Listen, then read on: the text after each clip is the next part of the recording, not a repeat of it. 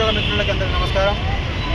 నిన్న ఏదైతే ఉస్మానియా యూనివర్సిటీలో మనము ప్రెస్ మీట్ పెట్టామో ఆ ప్రెస్ మీట్లో 2025లో నిరుద్యోగులు రోడ్డు మీద రావద్దు అంటే జాబ్ క్యాలెండర్, చట్టబద్ధమైనటువంటి జాబ్ క్యాలెండర్ రిలీజ్ చేయాలని, ఆ జాబ్ క్యాలెండర్లో వీఆర్ఓ డిప్యూటీ సర్వేయర్ పోస్టులో అది స్టార్ట్ చేయాలని చెప్పేసి మనం ఏదైతే చెప్పినామో, ఏదైతే డిమాండ్ చేసినామో అక్కడ మనం అనుకున్నట్టుగా అన్ని పార్టీలను కలుస్తున్నాం, రిప్రజెంటేషన్ ఇస్తున్నాం.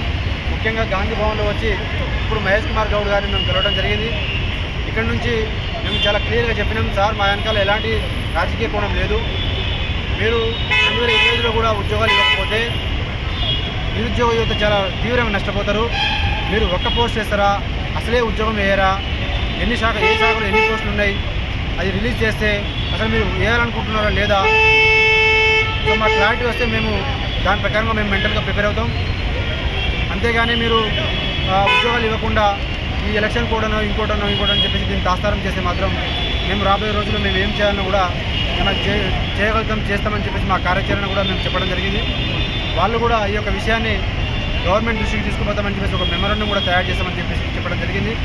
ఒకవేళ 7 రోజుల్లో కనుక కాంగ్రెస్ ప్రభుత్వం నుంచి ఈ చట్టబద్ధమైనటువంటి జాబ్ క్యాలెండర్ మీద, వీఆర్ఓ అండ్ డిప్యూటీ సర్వేయర్ మీద క్లారిటీ కనుక రాకపోతే, ఎలాంటి ప్రకటన చేయకపోతే మాత్రం రాష్ట్ర వ్యాప్తంగా అన్ని పార్టీలను కలుపుకొని, అన్ని విద్యార్థి సంఘాలను కలుపుకొని, అన్ని కుల సంఘాలను కలుపుకొని రాష్ట్ర బంద్కి పిలుపునిస్తాం.